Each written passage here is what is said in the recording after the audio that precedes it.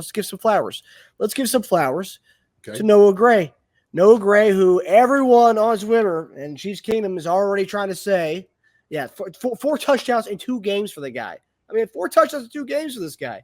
And everyone on Twitter is already starting to say that everyone's saying that there's the elephant in the room. And I'm curious what you have to say, JD, to this one. A lot of people are saying, I think Carrington Harris and a lot of the talking heads in Kansas City are saying it's time we have that conversation that Noah Gray is the tight end 1 in that Kansas City. What?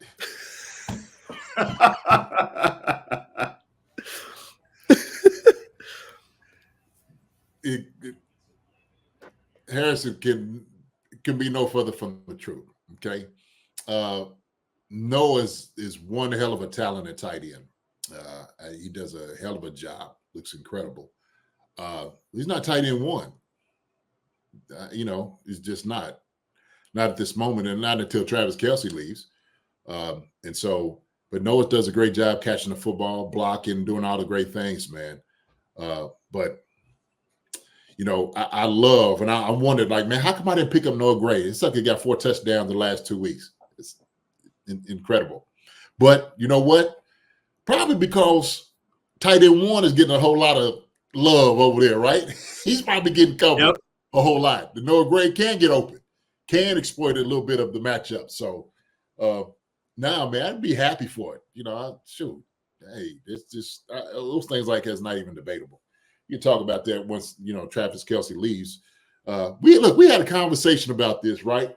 Because we were talking about moving up in the draft for a guy. And I said, hey, move up for Brock Bowers. Why would you give it for a guy like Brock Bowers? Well, you see what Brock Bowers is doing out there with the Raiders, and they ain't going nowhere. Sorry. Brock Bowers is that dude. And so that was my take back then on saying it, man. But Noah Gray, man, is an incredible tight end himself, man. He runs great routes, got great hands, does all the right things. Patrick loves having him in offense. And, man, he has been kind of our bread and butter in the tight spots. That, hey, if you have somebody to throw it to, the ones that's not getting double teamed, throw it to Noah Gray. He's going to be open. So, shout out to Noah Gray. Flowers. Well done, A3. Well done. But for all the people who are quick to which is ridiculous, quick to say that Gray's kind of succeeded him as the next great tight end in Kansas City. And Andre Brown asks a great question here. Would Noah be producing if, like the way he has been the last 2 weeks, if there was no 87 on the field? He'll still catch footballs. Yeah, no question. But I think obviously they run a lot of 2 tight end sets, with Noah and Travis in there just for that reason. They're not stupid. Not stupid at all. So why not put 2 tight ends in? Who are you going to cover double team? It'd be Travis. And so, he's a very capable receiver, if that's the question. So still a very capable receiver. I'd love to see the with and without on the field with Noah Gray and Kelce. Like, I want to see what percentage of his catches and yards come from Kelce not being out there at all. That'd be a cool stat to see. Like, is Kelce actually absorbing attention when he gets these numbers? I know at least one of those touchdowns, I think Kelce was on the field for sure, that I remember seeing him on. Yeah, that second one. Yeah, exactly. I'd like to see the other ones, though, just his catches. That's a huge part of it. No, see, it's funny. Like, people give flowers, but even in that, they're taking Kelce's flowers. They're going, here you go, here you go, Gray. Take Kelce's flowers. No one could just give someone flowers without like giving someone else a hard time, right? That's the world we live in, I guess, right? I'm not going to go into the whole 1 and 2 thing. I think it's ridiculous, but there are things I think Gray does better than Kelce. I think at this point, I think Gray might be a better yak guy. I talked about this even last year about how Kelce's yak has declined. His broken tackles have declined over the years. He's not as quick. He's not as fast. I'm not saying he's not good at it at all anymore, but that's one thing I think the kind of routes. I think that quick screen that Juju got caught holding on, I think Gray might have been a better target for that one, honestly. I think Gray might have gotten more yak on that one. I think Gray's a I think he's a little faster on those because Kelsey's big, but he's not really breaking tackles anymore. He's just not doing it as much. Yeah. But like broken tackles are not that far off. Like so yards after catch per reception, Gray 5.7, Kelsey 3.2. That's a big difference, man. That's almost double. That's a lot. But how many times you see when Gray, like today, like he's wide open. Like when I see him catch footballs, Gray is pretty much kind of wide open. There's nobody around him most of the time. And then he finds those windows, and it's almost like he turns around expecting to get hit, and it's like nobody's there. And so he's able to run. So I don't know, like as far as wiggle and stuff, I get what you're saying. But it just seems like to me that when Noah does catch a football, there's really a lot of people around him. And not saying that Travis hasn't diminished, because he has. There's no question about it. He just doesn't have, this, swirly hips like he used to. You know what I'm saying? That's something you had to talk to Taylor about. But I just, as far as that on the football field, man, yeah, he's going to have 2 or 3 different people around him, right? He's just going to attract more guys. So I think he's good enough to get open, though, which I'm okay with.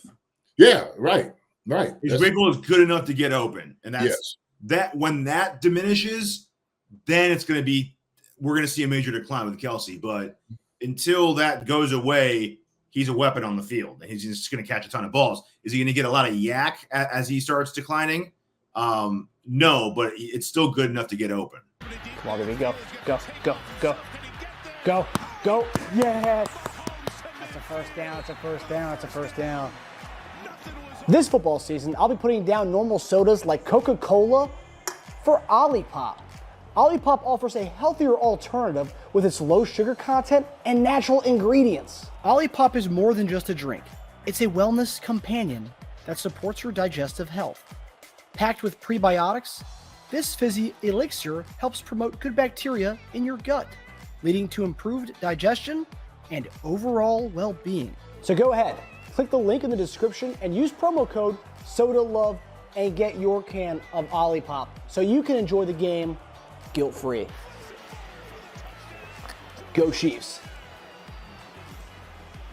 Use the promo code SODALOVE for 15% off now.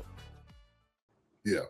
And it kind of goes into like D-Hop too. So D-Hop's getting open. That joke is getting open. And I love the trap. Hey, look, Patrick, he's like, where's D-Hop at? You better throw it to the guys who got the best hands on the field. Shoot, on both teams. D-Hop's going to catch that football. He's going to catch that rock for first down. So they couldn't cover him. I think they need to give him more targets. I remember when they threw him that fade route in the end zone, and the guy was all over him, which they didn't call a DPI there. The guy was all over him. Yeah, I was like, you need next time you get in the red zone, you need to target D-Hop. The guy can't guard him. And then obviously, Pat finds him and does that like crazy baseball throw that gets to him in the back of the end zone. But D-Hop, I mean, I'd love to see his catch per target rate. Because it seems like it's 100% so far with since he's been in Kansas City, because it's pretty every time he's targeted that ball's a catch pretty much. Yeah, me and Susan was talking about it. I think it was a good no call. It could have went either way, but I think he kind of turned his head just a little bit, just enough. You know what I'm saying? He didn't really impede his route, so I was just like, okay. It would have been ticky tack at least for me, but for sure, you get down there in the red zone, you should be looking for D-Hop. I mean, he is getting open. And the thing is, he's talked about not having that explosion like he used to. He didn't have it, but he has just the quickness and the intelligence to like you said, they just can't cover it. They just can't. And I love how the DBs always try to talk smack to D-Hop, and D-Hop just looks at him. He's like, you ain't stopped me yet. What are you talking for? So small sample size, but Hopkins, since he's been in Kansas City, 0 drops, 138 passer rating when throwing the ball, 21 targets, 17 receptions. Oh, Lord. Yards after catch per reception, best since 2021. So that's pretty good too. Because that was looking pretty rough with the Titans. And then that's pretty good. Yeah, that's pretty much it for him as far as like the positives. 17 to 21 is pretty damn good. I mean, they're poor, JD, just by the eyeball test of seeing them out there. They're poor. The chemistry is there, man. I mean, Mahomes is throwing balls in the dirt that he knows D-Hop's going to be able to go get those things where only he can get them. I think so far it's been seamless. Obviously, he's coming in the middle of the season. So, I wish and I hope this is obviously a long-term outlook. I hope we could be able to bring him back in the offseason, give him a full offseason with us and see what he can do in an offense when you have Rashee Rice, when you have another year Xavier Worthy. I'd like to see how that looks if he does stick around, because so far in a small sample size, it looks seamless. Yeah. No, I mean, and he's open so much more than Patrick throws the ball to him. I see him. He's open. D-Hop's open. And he doesn't seem like, he's not a selfish guy. He's not a selfish guy at all. He's just out there doing his job, man. But he's doing it well. He's doing it well. And I would like to see, and we don't, who's to say with him, does he stop after this year if he gets one, right? That's the question. So a lot of questions after the offseason, man. A lot of questions. That wasn't even counting this game, by the way. So really, he's 22 of 27, even better. Catches the targets. That's nuts. Yeah. So I mean, he looks good, and if he can extend his career a bit and kind of go the Kelsey way, look, man, we're gonna have a lot of talent next year. So we won't have to play him, but 50% of games. Yeah. You can kind of load manage him until the playoffs. Yeah, totally. Another guy I want to give flowers to offensively, Xavier Worthy. And I've seen in the chat someone mentioned Xavier Worthy today. I gotta say, JD, it's probably for the first time we actually utilized him, just getting the ball to him, not just on these gimmick plays or like 9 balls. We actually threw hitches to him, threw out routes to him. One of which, that out route, or it was a little whip route, but that whip route probably wouldn't have gotten there had it not gotten tipped at the line, which is kind of crazy. That ball got tipped and it changed the trajectory of it and actually got the ball to him. But I love the way they actually utilized him and not in just a more of a traditional receiver way, not just a gimmick fast, twitchy guy. They actually utilized him as a receiver today. What did you make of the way Xavier Worthy was used today, just getting him the ball traditionally? I mean, Joe had 4 receptions for 46 yards. I liked it. He ran, and they were saying he is a complete route runner. He can run any route. He really can. But I think this is kind of something you see tales to come, really. And I like how we used him last week, this week, get him involved. He's just adding on. Did you see the comparison they made between him and Rashee Rice? Yeah. 4 touchdowns. He's not too far off from what Rashee was.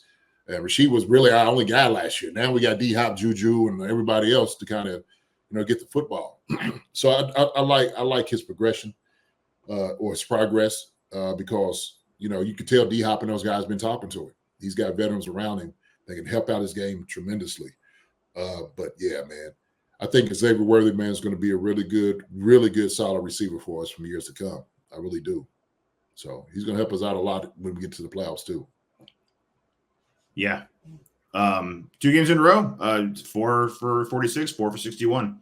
Much better. You can see that route tree opening up a bit. Yep.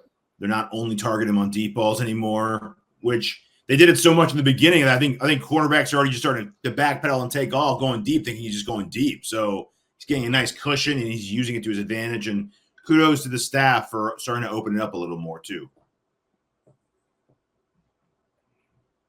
Yeah, seeing the Rice to Xavier Worthy comparison was interesting because the way they get their numbers, it looks so different. That I was very surprised because towards the end of the year last year, Rice was getting like 12 targets, eight catches a game towards the end of the last year. So it seemed like Worthy, it just looks different. So you don't actually think that the numbers would be that comparable, and it was pretty interesting that it was that comparable. I was actually very shocked by that. I think if we had to force the ball to him more, he would have better stats, but we don't have to do that because we still have more than last year. Yes, correct. Yeah.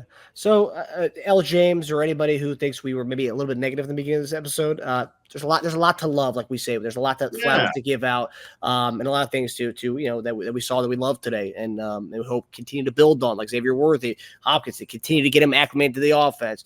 Give Noah Gray more targets. Continue to feed Travis Kelce. 6 for 62 coming off a game last year where he went 2 catches for 8 yards. 6 for 62 this week. And some people out there are saying he's tight end too, and the guy went 6 for 62 today. So give Hunt more carries. He only had 16. He ran for 4.3. So tied for his second most all season.